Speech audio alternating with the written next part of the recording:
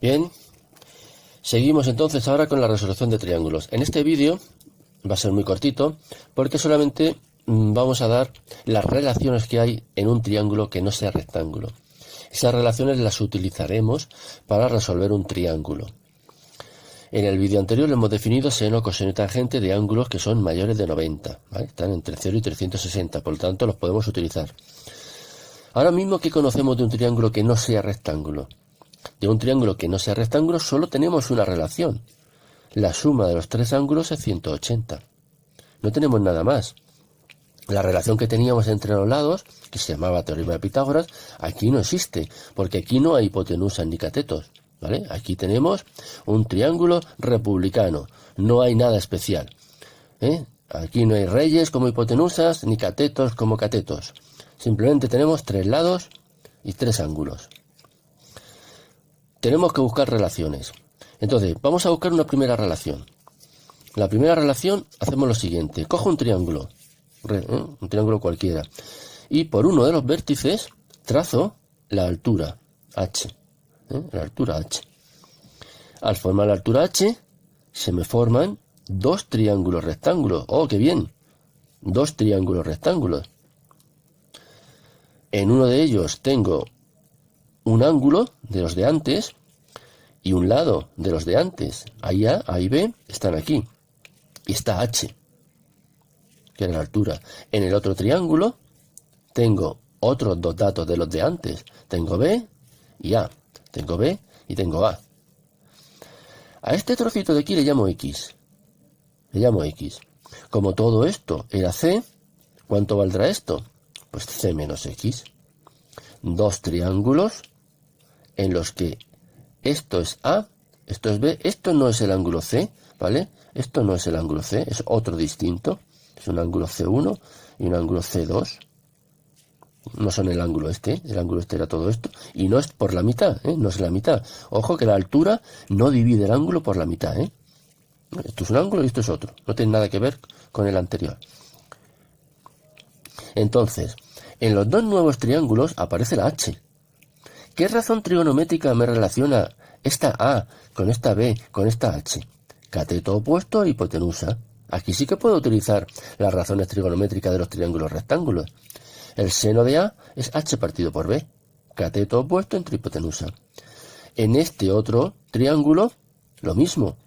Tengo para el ángulo B, el seno del ángulo B, cateto opuesto que es H, entre hipotenusa que es A.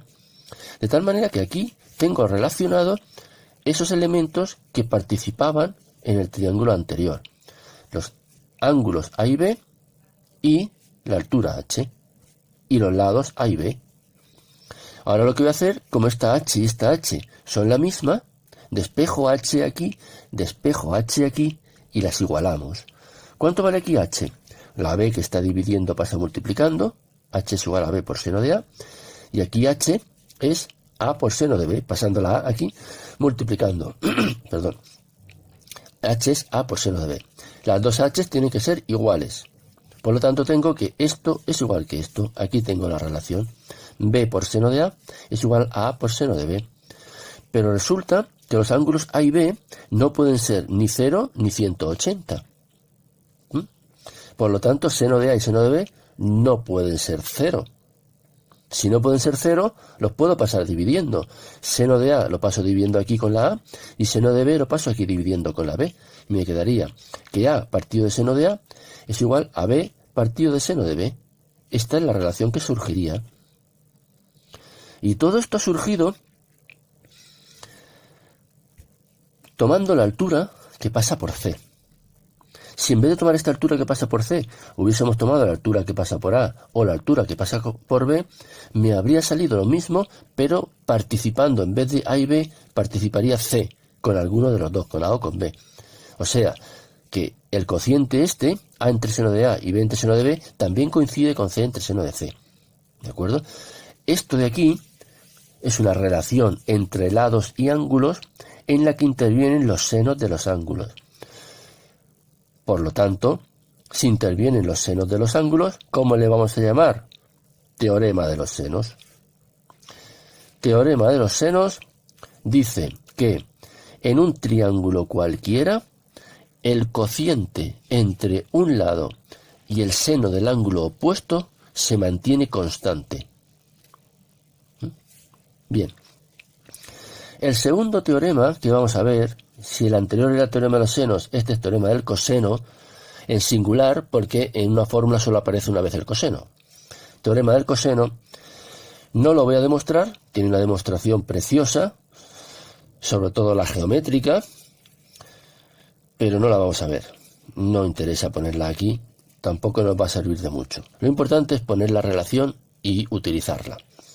Y el teorema del coseno no es más que una ampliación al teorema de Pitágoras. El teorema de Pitágoras solamente vale en triángulos rectángulos. Claro, habla de hipotenusas y de catetos. Pero una relación parecida a esa existe en un triángulo cualquiera. Yo tengo en un triángulo cualquiera los lados A, B y C y los ángulos A, B y C, en este orden. Bueno, pues se cumple que un lado al cuadrado, A al cuadrado, es igual a B al cuadrado más C al cuadrado, A al cuadrado más B al cuadrado. A al cuadrado es B al cuadrado más C al cuadrado menos 2 veces B por C por el coseno del ángulo A, coseno del ángulo opuesto a este. Eso se cumple para los tres lados, A, B y C. Un lado al cuadrado es igual a otro lado al cuadrado más otro lado al cuadrado menos el doble producto de esos dos lados por el coseno del ángulo opuesto. Y aquí lo mismo, con la C lo mismo. C al cuadrado es A al cuadrado más B al cuadrado menos 2 veces A por B por el coseno de C, que es el ángulo opuesto a C. Si esto lo escribiésemos en un triángulo rectángulo, veríais que cogiendo la hipotenusa, como el ángulo opuesto a la hipotenusa es el de 90, ¿cuánto vale coseno de 90? 0. Por lo tanto, esto se anula y nos quedaría justo el teorema de Pitágoras. ¿De acuerdo? Bueno, pues estas son las relaciones que vamos a manejar en un triángulo. Manejando la relación entre ángulos, el teorema de los senos y el teorema del coseno, tenemos que ser capaces de, dados tres datos, uno de ellos al menos un lado, encontrar los otros tres. ¿De acuerdo? Repito, que me he hecho un lío. Tenemos que ser capaces, utilizando esto, de encontrar los 6 elementos de un triángulo cuando nos den 3 datos. Uno de ellos al menos tiene que ser un lado. ¿De acuerdo? En el siguiente vídeo vamos a ver algunos ejemplos de cómo utilizar esto para resolver triángulos. ¿Vale? Adiós.